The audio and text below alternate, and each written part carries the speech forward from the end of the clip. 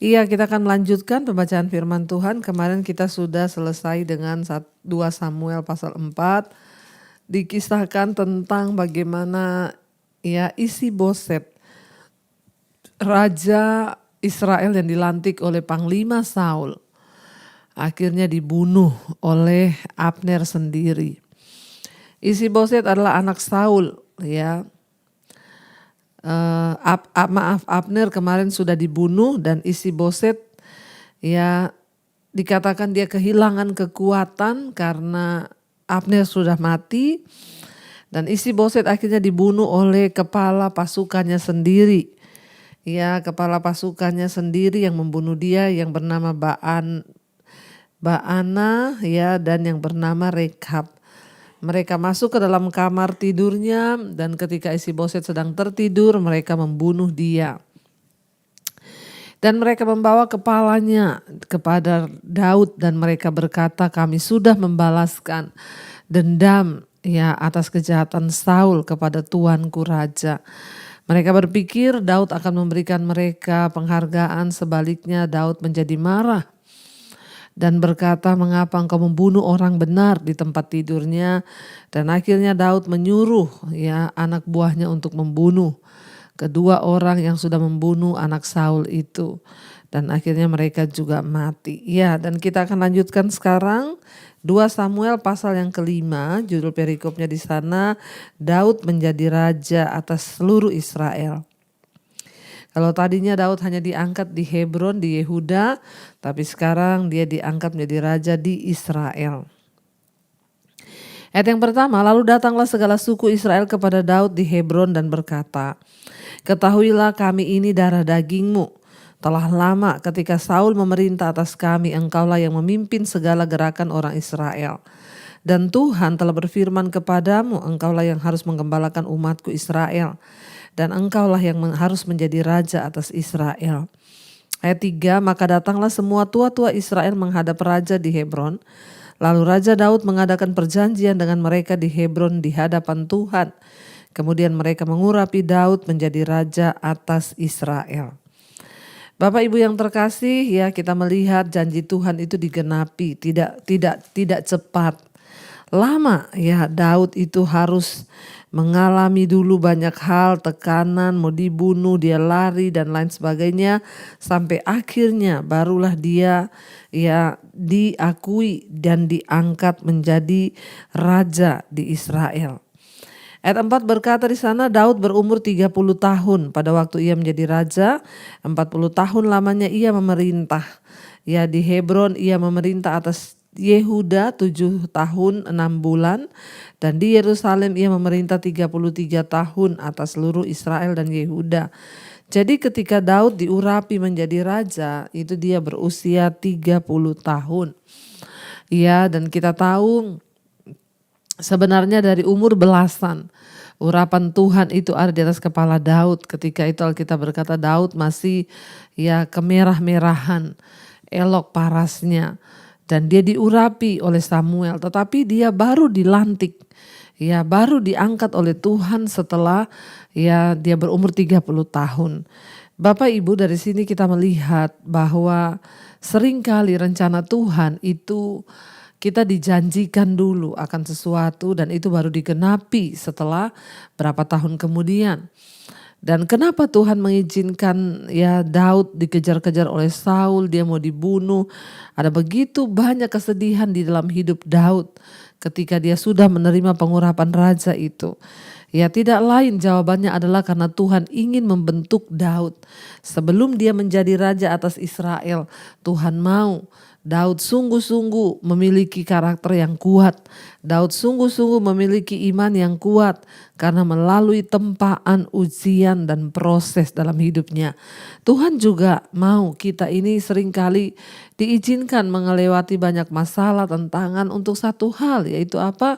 Tuhan mau kita ini juga memiliki karakter yang kuat. Kita keluar sebagai pemenang-pemenang dalam hidup kita. Tuhan tidak mau melihat anak-anaknya itu menjadi anak-anak gampang. Lama Bapak Ibu Daud diurapi belasan tahun, dia menjadi raja 30 tahun kemudian. Jangan pernah engkau berkata, "Duh lama sekali doa saya kok gak dijawab-jawab ya. Saya sudah berdoa 1 tahun, 2 tahun, 3 tahun." Ya itu belum ada apa-apanya. Teruslah berdoa sebab waktu Tuhan itu pasti yang terbaik. Di usia 30 tahun Daud diangkat menjadi raja dan pertama dia secara pribadi diurapi oleh Samuel ketika dulu Tuhan mengangkat dia. Sekarang dia kemudian dijadikan raja atas suku Yehuda dan akhirnya ia dinobatkan menjadi raja atas seluruh Israel. Kehidupan Daud sebagai seorang pelarian ya tampaknya suram. Semua ya peristiwa-peristiwa kelam yang dia alami pelariannya. Tetapi janji Allah ya untuk menjadikan dia raja atas seluruh Israel tetap berlangsung dan tetap akan digenapi dan sekarang digenapi. Walaupun kerajaan itu akan terpecah lagi dalam waktu kurang lebih 75 tahun ke depan, namun ya dinasti Daud terus memerintah di Yehuda, kerajaan selatan, bahkan selama lebih dari 400 tahun. Ya, dan kita melihat di sana ya Daud dikatakan ayat 4 berumur 30 tahun ya waktu ia menjadi raja, 40 tahun lamanya ia memerintah. Di Hebron ia memerintah atas Yehuda 7 tahun 6 bulan dan di Yerusalem ia memerintah 33 tahun atas seluruh Israel dan Yehuda. Ya kita lanjut ayat yang ke-6, Daud merebut Yerusalem dan menetap di sana. Lalu raja dengan orang-orangnya pergi ke Yerusalem menyerang kota orang Yebus penduduk negeri itu. Mereka itu berkata kepada Daud, "Engkau tidak sanggup masuk kemari. Orang-orang buta dan orang-orang timpang akan mengenyahkan engkau." Maksud mereka, Daud tidak sanggup masuk kemari, tetapi Daud merebut kubu pertahanan Sion, yaitu kota Daud. Ya, dikatakan di sana mereka ya menganggap remeh Daud dan mereka berkata dia pasti tidak bisa masuk ke sini. Ya, namun kita lihat benteng Sion yang menjadi kota Yerusalem itu berada di satu pegunungan bukit yang tinggi di dekat pusat kerajaan Israel bersatu. Daerah ini dianggap wilayah netral karena berada di perbatasan wilayah suku Benyamin dan juga Yehuda. Dan wilayah itu masih dihuni oleh orang-orang Yebus, suku Kanaan yang tidak pernah dihalau dari tanah itu. Karena keuntungan-keuntungan strategis dari tempat tersebut, maka Daud menjadikan Yerusalem sebagai ibu kotanya. Ya, jadi kita lihat di sana ya Daud telah berkata pada waktu itu, siapa yang hendak memukul kepala orang Yebus haruslah ia masuk melalui saluran air itu. Hati Daud benci kepada orang-orang timpang dan orang-orang buta.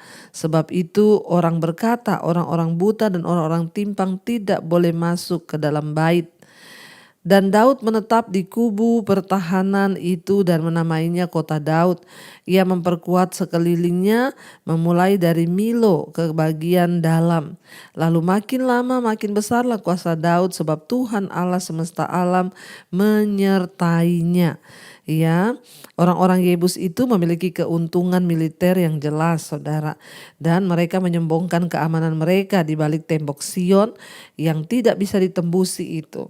Namun mereka segera mendapati bahwa tembok-tembok mereka tidak bisa melindungi mereka. Daud menyerang mereka secara tiba-tiba dengan memasuki kota melalui saluran air.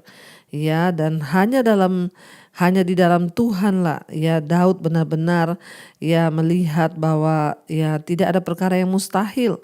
Ya bahkan kesombongan orang Yebus karena mereka memiliki tembok-tembok yang tinggi. Mereka berkata bahwa Daud tidak bisa menembus ke sini. Ternyata Daud memasuki kota itu melalui saluran air. Hanya di dalam Allah lah kita benar-benar akan merasa aman.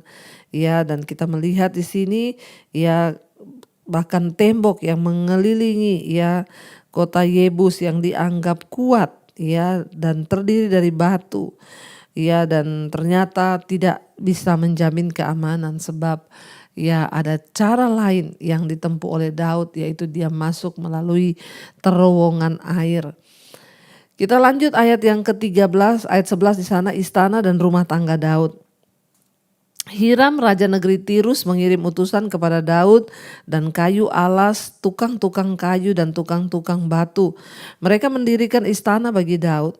Lalu tahulah Daud bahwa Tuhan telah menegakkan dia sebagai raja atas Israel dan telah mengangkat martabat pemerintahannya oleh karena Israel umatnya. Daud mengambil lagi beberapa gundik dan istri dari Yerusalem setelah ia datang dari Hebron, dan bagi Daud masih lahir lagi anak-anak lelaki dan perempuan. Inilah nama anak-anak yang lahir bagi dia di Yerusalem: Syamua, Sobab, Natan, Salomo, Yibar, Elisua, Nefek, Yafia, Elisama, Eliada, dan Elifelet. Ya, dan kita melihat di sini ya akhirnya Daud membangun istananya. Ya, makanya saudara yang pernah ke Yerusalem, kita datang ke ya kota Daud, di istana Raja Daud, ya, dan kita juga melihat di sana ada terowongan air, ya, saluran air yang dibuat juga oleh Daud. Dan kita melihat akhirnya Daud masuk menembusi dan menjadikan kota itu ya menjadi kota Daud. Ya, dan kita percaya Bapak Ibu bahwa apa yang sudah dinubuatkan Tuhan itu pasti akan terjadi. Walaupun lama, walaupun ya penuh dengan tekanan, air mata dan perjuangan, namun Daud tetap setia kepada Tuhan dan menantikan waktu Tuhan bagi kehidupannya. Ya, dan sekarang kita akan lihat, kita lanjutkan Daud memukul kala orang Filistin. 2 Samuel pasal yang kelima ayat yang ke-17 ya. 2 Samuel pasal 5 ayat yang ke-17 mulai, firman Tuhan berkata,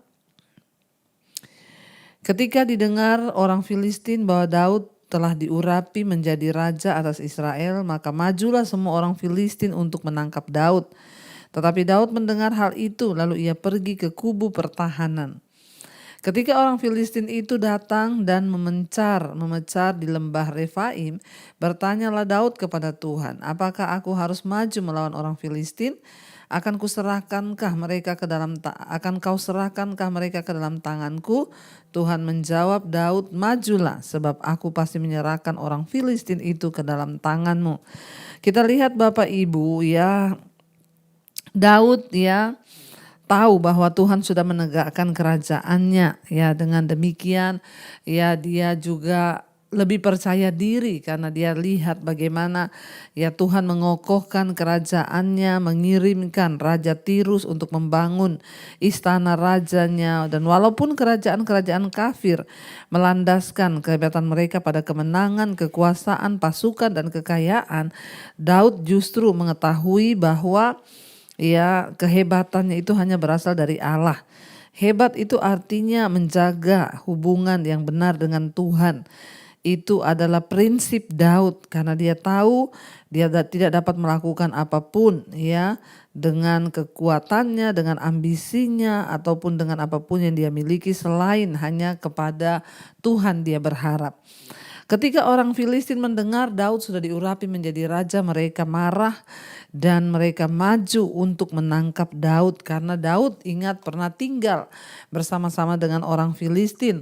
Dan Raja Akis berpikir bahwa dia bisa membeli Daud supaya Daud mengkhianati Israel sebab Saul ingin membunuh dia.